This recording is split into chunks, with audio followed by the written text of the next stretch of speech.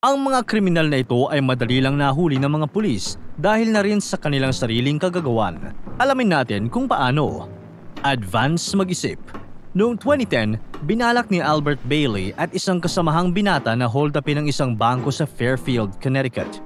Nabahala siya na baka tumagal ang kanilang pagnanakaw at may makapansin kapag sinarado nila ang bangko. Kaya naman, bago magpunta ang dalawa, tinawagan muna ni Bailey ang bangko na papunta sila doon upang magnakaw. Ginawa niya ito sa pag-aakalang ihahanda ng bangko ang pera at pagdating nila ay dadamputin na lang nila ito. Siyempre, agad na tumawag ang bangko sa mga otoridad at pagdating ng dalawang magnanakaw ay agad silang dinampot ng mga pulis. Cellphone number. Noong 2018, nang hold up ng isang muffler shop si Ruben Zarate, isang 18-year-old na binata mula sa Chicago. Nang hiningi na niya ang pera sa shop, sinabihan siya ng attendant na ang pera ay nakatago sa isang safe na ang kayang bumukas lamang ay ang manager. Ang manager ay wala pa sa shop dahil magsisimula pa lang ang work schedule nito pagkatapos ng ilang oras. Dahil nainip si Zarate, binigay na lang niya ang kanyang number sa attendant upang tawagan siya kapag dumating na ang manager. Nang umalis si Zarate, agad na tinawagan ng attendant ang mga pulis, saka tinawagan si Zarate upang sabihan na nandoon na ang manager. Pagdating ni Zarate, napansin niya ang mga pulis kaya nakipagbarilan siya ng ilang minuto bago tuluyang maaresto.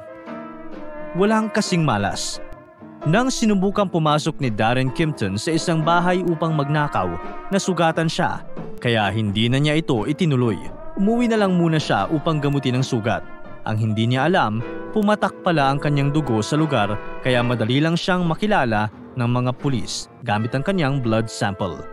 Pero hindi ito ang pinakamalaking kamalian niya noong araw na iyon. Dahil pagkatapos gamutin ang kanyang sugat, pumili ng panibagong bahay na aakyatin at pagnanakawan si Darren. Ang hindi niya alam, ang bahay palang iyon ay napagnakawan na ilang oras lamang bago siya dumating. Pagpasok niya, nandoon na ang mga pulis na nag-iimbestiga sa unang pagnanakaw.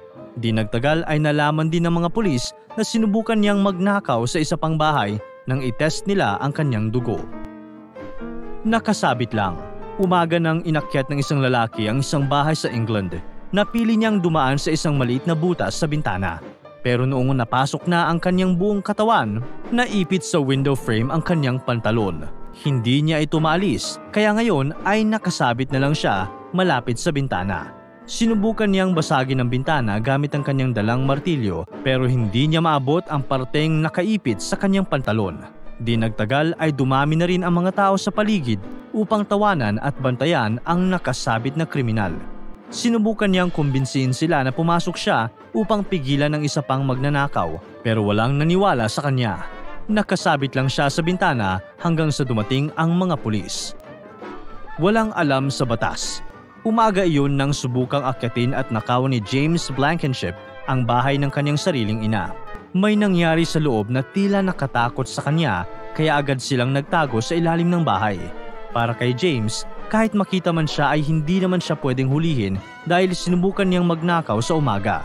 Nagulat na lamang siya nang nakita siya ng mga pulis at pwede palang ikulong ang isang tao para sa kasong burglary kahit ginawa niya ito sa umaga at hindi sa gabi. Uulitin ko ha, inakala ni James na hindi pwedeng makulong sa kasong burglary ang isang tao kapag ginawa niya ito sa umaga at hindi sa gabi. My disability. August 1995, Berlin. Pumasok at nang hold up ng isang bangko si Klaus Schmidt. Takot na takot ang mga tao sa loob, lalo na ang mga teller na pinakuha ni Klaus ng pera. May dalang handgun si Klaus kaya sumunod lang ang mga teller sa kanyang gusto. Sa katunayan, tinanong pa nga ng teller si Klaus kung kailangan ba niya ng bag para sa pera upang umalis na si Klaus. Doon biglang nagbago ang sitwasyon. Sa tanong kung kailangan ba niya ng bag, sinagot ni Klaus na totoo ang kanyang dalang baril. Doon na napagtanto ng mga teller na bingi pala ang nag-hold up sa kanilang bangko. Agad na pinindot ng teller ang kanilang alarm na siyang narinig ng mga pulis pero hindi ni Klaus. Akala niya ay maganda lang ang takbo ng kanyang krimen. Nang mahuli si Klaus, sinubukan niyang mag-file ng kaso sa bangko dahil sa pag-abuso umano nito sa kanyang disability upang makalaya sa hold-up. Dumb and Dumber. Karaniwan sa mga kriminal ay gumagamit ng maskara o nagsusuot ng hood upang hindi makita ang kanilang mukha habang isinasagawa ang krimen. Pero gustong maging kakaiba ni na Joey Miller at Matthew McNally. Imbes na magmaskara, ginuhitan lang nila ng permanent marker ang kanilang mga mukha. Gumana ito dahil hindi sila nakilala ng mga biktima. Nagsimula ang kanilang problema pagkatapos nang tinanong ang mga biktima kung ano ang natatandaan nila sa mga kriminal. Sinabi nila na may guhit ng permanent marker ang dalawa. Bakit ito naging problema? Ang permanent marker ay napakahirap burahin sa mukha. Malalaman mo ito sa pangalan pa lang na permanent marker. Dahil marami pang marka ng permanent marker ang mga mukha ng dalawa, madali lang silang na-identify ng mga pulis at agad na nahuli. Para sa kanilang permanent marker na disguise, binigyan ng palayaw ang dalawa na Dumb and Dumber. Invisible ako. Isang gabi, sinubukang pasukin ng isang lalaki ang bahay ng isang mag-asawa sa US. Nang mapansin na mag-asawa ang magnanakaw, agad silang sumigaw at tinawagan ng mga pulis. Tumakbo naman ang magnanakaw upang tumakas. Pero pagdating ng mga otoridad, doon nila napagtanto na hindi pala umalis ang magnanakaw. Imbes na tumakbo papalayo, napili nitong umupo sa garden chair ng bakuran ng mag-asawa. Inakala ng magnanakaw na kung uupo lang siya ng normal at hindi gagalaw o matatakot, hindi siya mapapansin ng mga pulis at hindi magsususpecha sa kanya. Doon siya nagkamali. Agad siyang nakita ng mga pulis at hinuli. Baseball bat lang. Nakahanda na si Derek Mosley. Magnanakaw siya sa isang shop sa araw na ito at may dala siyang baseball bat upang gamiting panakot. Nang makapasok na siya sa shop, nagulat ang manager pero hindi siya natakot.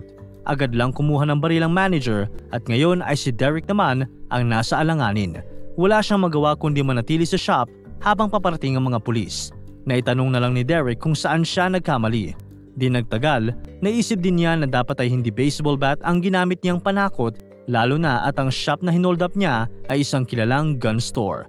Ito ang rason kung bakit madali lang nakakuha ng baril ang manager. Di nagtagal ay dumating din ang mga otoridad upang hulihin si Derek. Nakakapagod. Noong 2007, tagumpay na naakyat ni Mark Smith ang isang bahay na plano niyang nakawan. Masaya siya dahil napasok niya ito nang walang tao. Habang nagnanakaw, bigla siyang nakaramdam ng pagod at antok dahil sa kalasingan. Imbes na umalis na lang doon at magpahinga sa kanila, mas pinili ni Mark na humiga sa higaan ng pinagnakawan niyang bahay at magpahinga muna.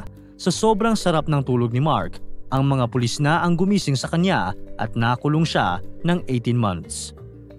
Ang kakaibang disguise. Nang hold upin ng 48-year-old na si Dennis Hawkins ang isang bangko sa Pittsburgh, madali lang niyang nakuha ang pera at umalis. Ang problema lang ni Dennis ay siya na siguro ang may pinakapangit na disguise sa lahat ng sumubok na magnakaw. Nagpanggap na babae si Dennis at nagsuot ng peking blonde wig, peking boobs at nagpantalon ng clown pants na may napaka-bright na colors. Higit sa lahat, habang nakadisguise na babae, hindi man lang nag-shave ng kanyang makapal na bigote si Dennis kaya halatang halata siya. Pagkatapos niyang magnakaw, sinubukan niyang magnakaw ng sasakyan sa isang kalapit na gas station kung saan agad na nagsuspecha ang attendant unang kita pa lang sa kanya. Tinawagan nito ang pulis at madali lang nilang na-identify si Dennis dahil sa napakahalatang disguise nito. Natawa ka man sa kwento ng mga kriminal na ito, kailangan mo pa ring alalahanin na mali ang kanilang ginawa at magpasalamat na lang tayo na nahuli sila ng mga otoridad.